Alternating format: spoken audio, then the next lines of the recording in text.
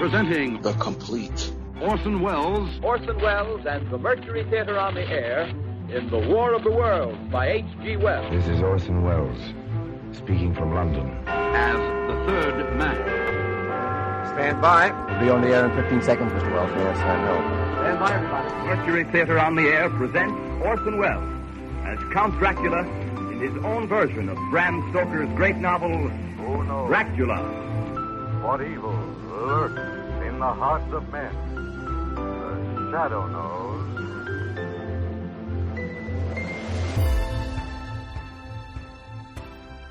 Welcome to another week of The Complete Orson Welles on Dwayne Old Time Radio. This week, Orson guest hosts the Jack Benny program. It's a great episode because he shows his comedic side, often making fun of his more serious side. This episode is titled Orson Welles and the Return of Phil Harris. It aired March 14th, 1943. The Grape Nuts Flakes program, starring Orson Welles, who is pinch hitting for Jack Benny, with Dennis Day, Rochester, yours truly, Don Wilson, and back with us after an absence of 3 months, good old Phil Harris and his orchestra.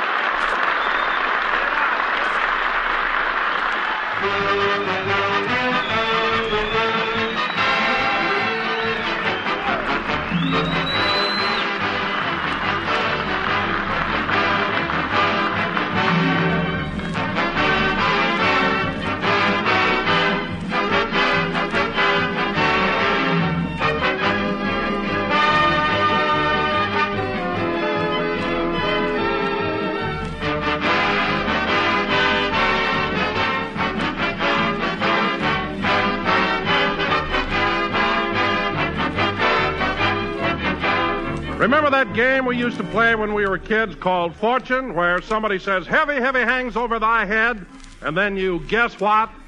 Well, if any of you homemakers have the same heavy, heavy hangs over my head feeling about organizing breakfast every morning, guess what? I have some good fortune news for you. Serve a heaping bowl full of crisp, toasty brown grape nuts flakes that you can dish up in no time at all.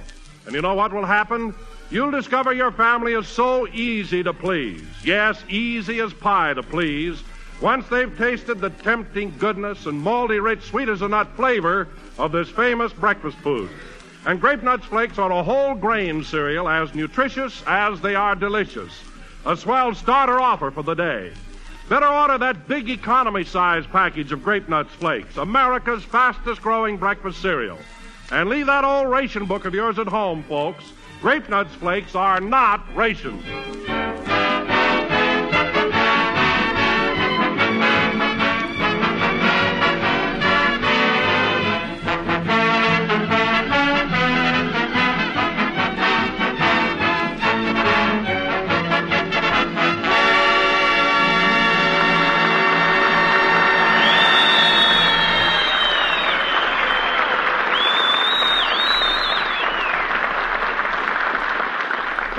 It's a grand old flag played by Phil Harris and his orchestra. And, Phil, it certainly is nice having you with us. This is really like old times. Well, that goes for me, too, Don. I'm sure glad to be back on the program.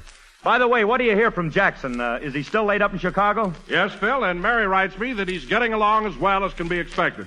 You know, that's a pretty severe cold he caught. Well, it's his own fault for taking a bath without any clothes on. Ain't that a Lulu? Oh, it sure is. Phil, you're right back in form. Yeah, but if they ever ration corn, I'm a dead duck. Hey, Don, what time does Orson Welles get here? Oh, pretty soon now, Phil. You know, I'm anxious to get acquainted with that guy. I ain't never met him. Well, now, Phil, don't say ain't never in front of Orson, or he'll take his cane and flatten the curls right out of your hair. He don't worry me. When I put on the dog, you'd think I was graduated at Oxnard. Phil, you mean Oxford. All right, so I got my towns mixed up. Well, just let it go, Phil. Well, here's Dennis Day. Hiya, kid. Hello, Mr. Harris. Yeah.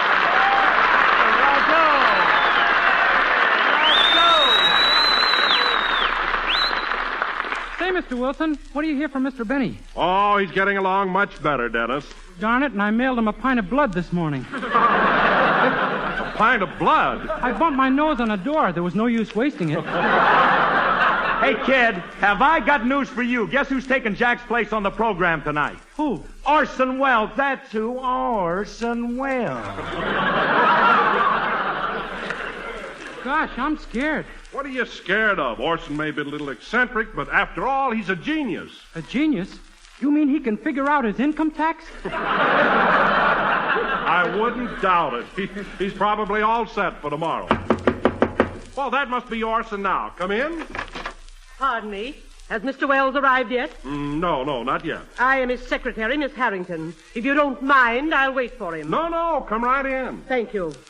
Now, which one of these microphones will be used by Mr. Wells? That one right there, miss. Then I shall spray it.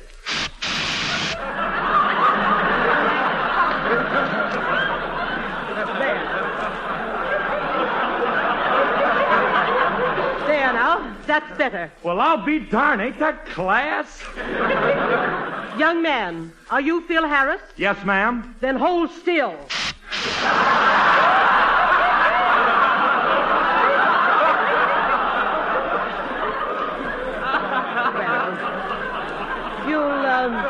You'll be all right now. I'll take that call. It must be for Mr. Wells. Hello? Who's calling, please? Buenos Aires? I'm sorry Mr. Wells isn't in right now. I'll have him call you. Very well. Wow, Buenos Aires. I didn't know Orson knew anybody in Australia. Australia? Mr. Harris, Buenos Aires is in South America. Would you like to make a little bet on that, sister? One more word and I shall spray you again. Now, calm down, Phil. And for heaven's sakes, when Orson comes in, don't flaunt your ignorance. What do you mean, ignorance? See this book I got here? It says Shakespeare on it, don't it? So what? So when Orson comes in, I'll be reading Shakespeare. Like this. Oh, for goodness sakes, Phil, you're reading the book upside down. That's the hard way.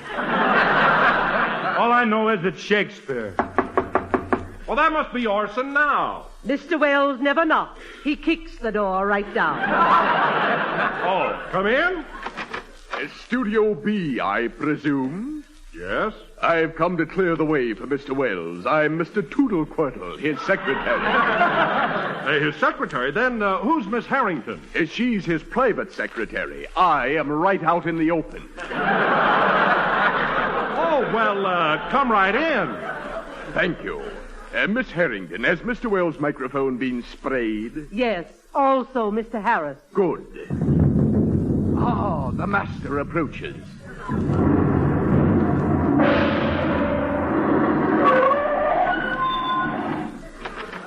Good evening, this is Orson Welles.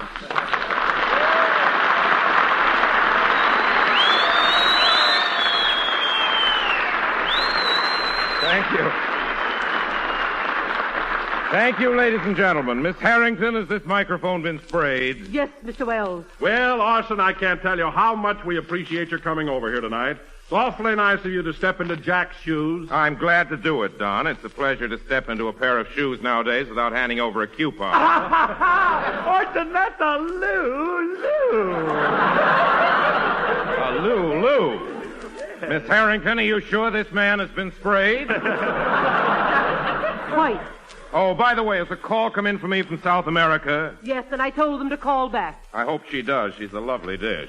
By the way, Mr. Wilson, who is that lad peeking at me from behind your left hip? Oh, pardon me, Orson. This is Dennis Day, our tenor. It's a pleasure, Dennis. Come over here and shake hands. Go ahead and kill me. I got insurance. Don't be silly, my boy. Don't be silly. All tenors shouldn't be killed. Hey, Orson, get a load of this book I'm reading. Well, I'll be darned. Shakespeare sideways. Why, Mr. Harris, I didn't know you were fond of Shakespeare. Oh, yes. Well, what's that you're reading now? Well, it's a fascinating drama. It's called King Henry Ivy. Ivy? That's King Henry IV. The IV is 4 in Roman numerals. You mean to say them Romans counted with letters instead of numbers? Precisely. You see, in them days, Phil, them was the thing to do. Oh, I get it. A fad-like. Huh? Yes, fad-like. Now let's proceed with the program, shall we? What is your musical contribution this evening, Mr. Harris? Well, the boys and me are going to play that great old number written by George M. Cohan, Yankee Doodle Dandy. Excellent play, Phil. Take a letter, Miss Harrington. Yes, Mr. Wells. Professor James Brimston, Harvard University. Dear Professor, I have recently come upon a specimen which should prove of great interest in your study of subnormal extroverts. At present, he is conducting the orchestra on a well-known radio program, but I am sure... Well, go ahead and play, Phil. Okay, hit it, boys. Wow, I'm getting a build up at Harvard.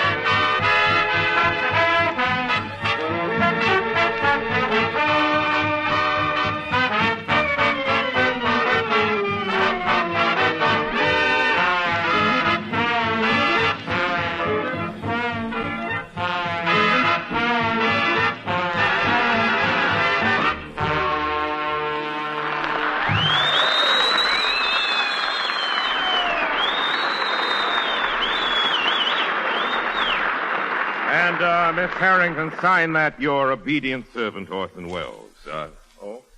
That was Yankee Doodle Dandy, played by Phil Harris and his orchestra. And, Phil, I must say that's a splendid arrangement and brilliantly executed. Austin, you thrilled me. I'm glad.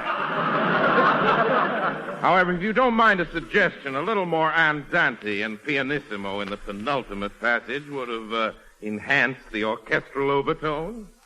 Is that clear? No, but them big words send me like a slug of bourbon. Miss Harrington, remind me to add a P.S. to that letter. Come in. Mr. Wells, pardon me for interrupting, but I've had the hiccups for 2 weeks. Would you please frighten me? I'd be glad to.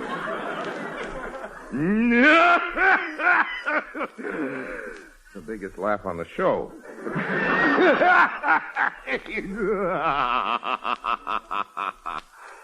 Feeling any better? Oh, wonderful. Thank you. Interesting chap. Very interesting. I'm sorry he left so soon.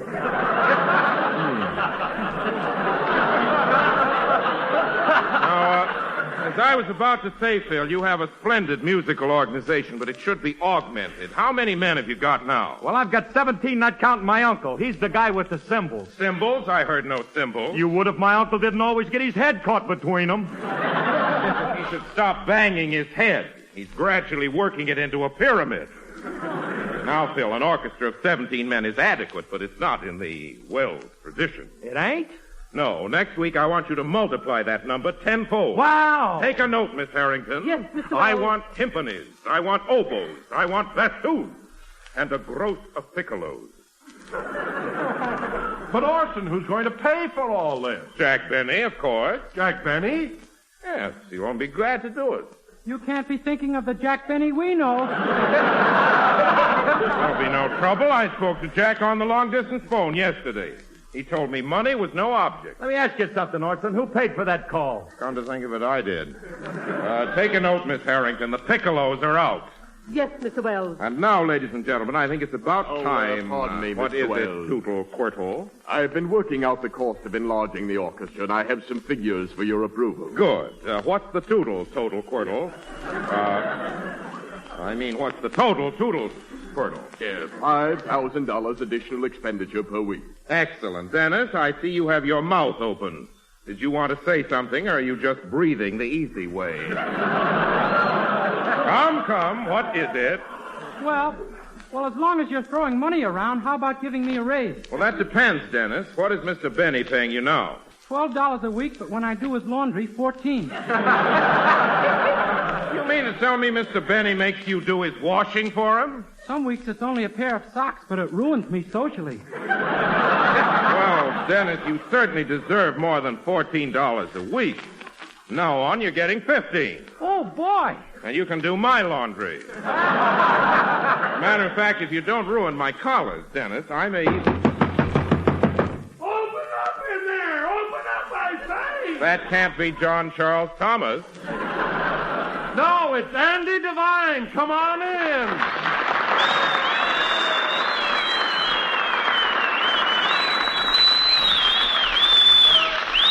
Andy Devine, what brings you into town? Well, I butchered a steer out on my ranch, so I thought I'd bring a couple of T-bone steaks into my girlfriend, Rita Hayworth. Rita Hayworth? Is she your girlfriend? Well, she will be till the meat's gone. Well, Andy, that's certainly a new approach to glamour girls. Say, Orson, what do you hear from old Buck Benny? How's his cold? Well, he's still in bed, Andy, but he's coming along pretty well. You know, Ma sent him a big bottle of her homemade cough medicine and wart remover. Cough medicine and wart remover? That sounds like powerful stuff. You said it. Pa took a swig of it this morning, and the next thing we knew, he was out in the barn milking the cow with his toes.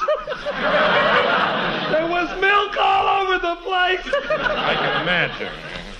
Well, I gotta run over to Rita's house now. Say, Andy, I just thought of something. Why don't you bring your T-bone steaks and Rita Hayworth over to my house, and we'll all have dinner together? What do you say? Well, I ain't no genius, Orson, but I can see through that.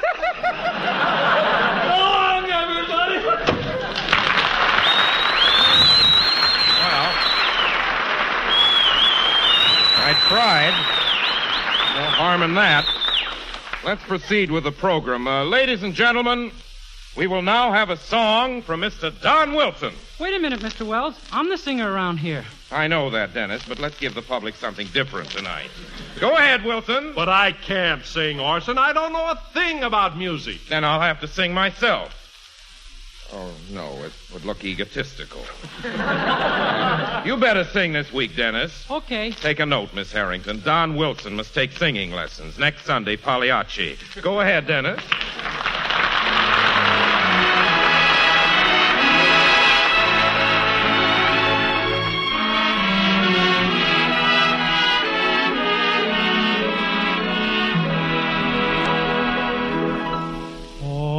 Danny boy, the pipes are calling from glen to glen and down the mountainside. The summer's gone and all the roses falling. It's you. Must go and I must bide. But come ye back when summer's in the meadow, or when the valley's hushed and white with snow. If I'll be here in sunshine or in shadow.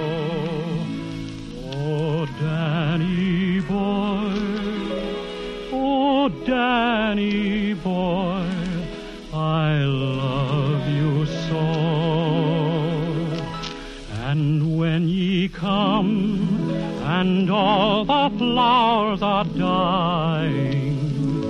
If I am dead, as dead I well may be, he'll come and find a place where I am lying, and kneel and say a prayer there for me, and I shall hear the soft dew tread above me, and on my grave will warmer, sweeter be. For you will bend and tell me that you love me, and I shall sleep in peace until you come to me.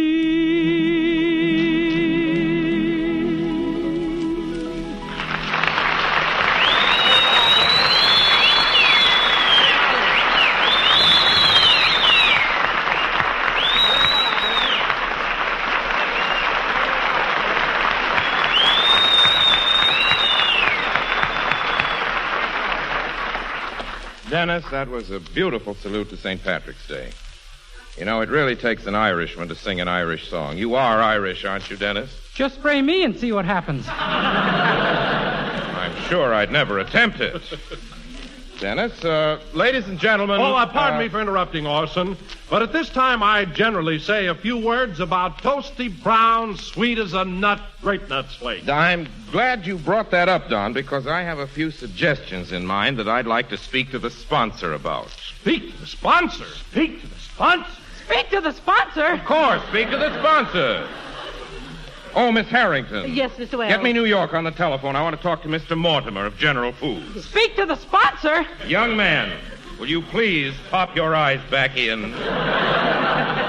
See, Don, I love grape nuts flakes. In fact, I have them for breakfast nearly every morning, and it's my thought that a few changes... On the New York call, Mr. Wells, the operator says there will be a 3-hour delay. Delay nothing. Give me that phone.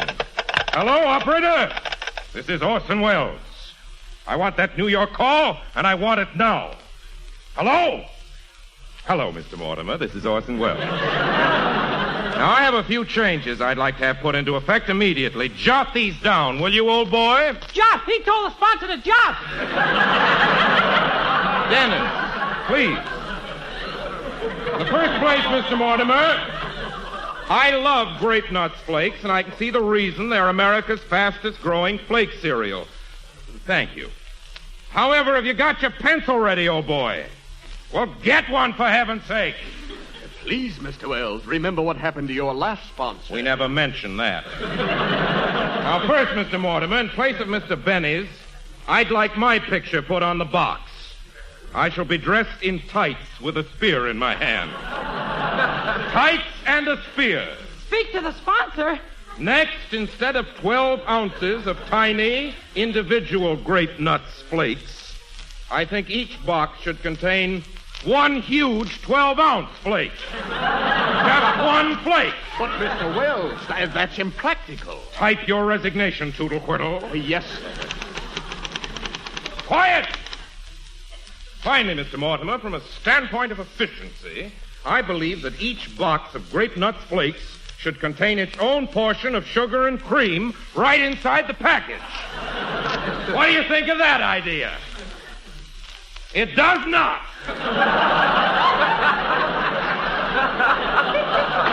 Think it over, Mr. Mortimer. Goodbye. I feel much better now.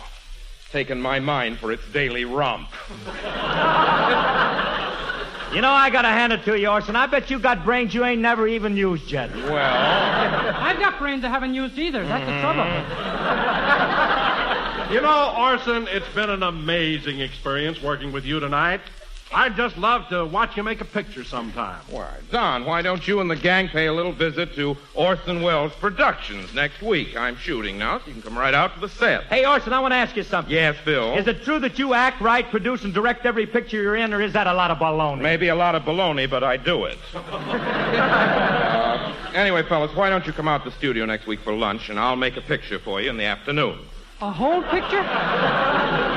Yes, not an epic, just a good, solid drama with a message. Now, Mary should be here early in the week, so when she arrives, I want you... I'll take it, excuse me. Hello? Hello, Mr. Wells. This is Rochester.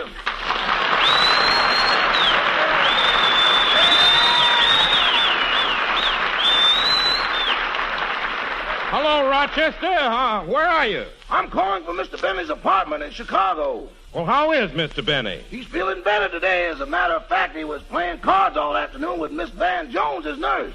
Miss Van Jones? That's me in a white dress. Oh, I see. I'm so tired of being coy, I could scream. Well, Rochester, you've been close to Mr. Benny for a long time. You should be a pretty good nurse for him. I don't know about that. For 2 days, I stuck the wrong end of the thermometer in his mouth, and his temperature was 5 below zero. 5 below zero? Mrs. Devine's cough syrup got here just in time to defrost him. Well, isn't Miss Livingston there to help you with the patient? Miss Livingston? Oh, Mr. Benny won't let her in the room after what happened last night. Why? What happened? She pulled a mustard plaster off his chest too fast, and now that eagle he's got tattooed has to be re-feathered.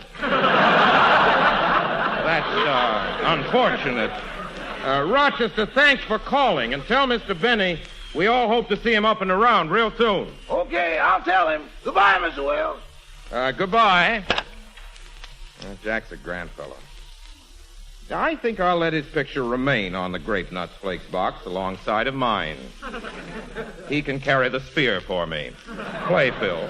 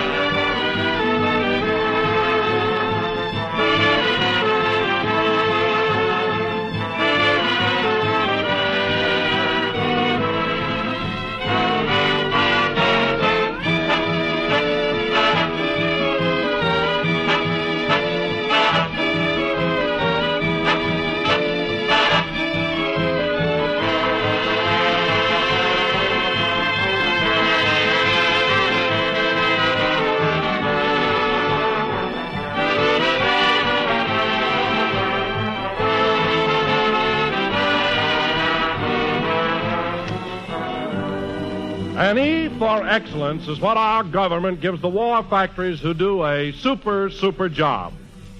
Well, we think you homemakers ought to get a few E's for excellence, too, for doing a super job of feeding your families under wartime difficulties. And every time you serve the folks a delicious breakfast of Grape Nuts Flakes, you're really passing along the ammunition. You're giving a home front war worker a lot of the energy and driving power he needs to help him do better work. That's because tempting, malty-rich Grape Nuts Flakes are a whole grain cereal, the kind of food our government wants us to serve more of. For whole grain cereals like Grape Nuts Flakes are plentiful, unrationed, and all around nourishing. In every bowl full of toasty brown Grape Nuts Flakes and milk, you get essential whole grain food values, including minerals, proteins, and vitamins. Many of the same food essentials found in meat. So keep up the good work with Grape Nuts Flakes. Remember, you don't part with a single ration stamp when you buy this delicious, nutritious, and thrifty cereal.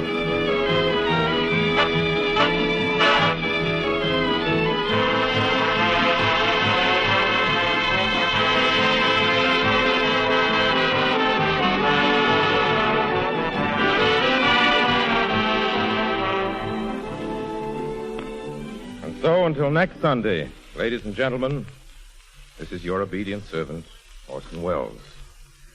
And Jack, I know I'm speaking for the whole gang here and wishing you a speedy recovery. Isn't that right, folks?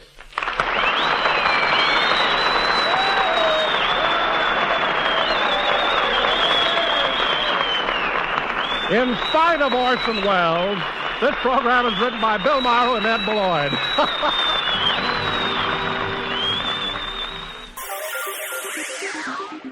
Thank you for listening to and showing your support for my podcast. If you would like to receive notifications of when new episodes are posted, please subscribe to my channel. Subscriptions are 100% free, and they really help me get an idea of how I'm doing. You can also go to my website where you can listen to all of my podcasts for free, and you can also download episodes for free. The website is otr.duane.media.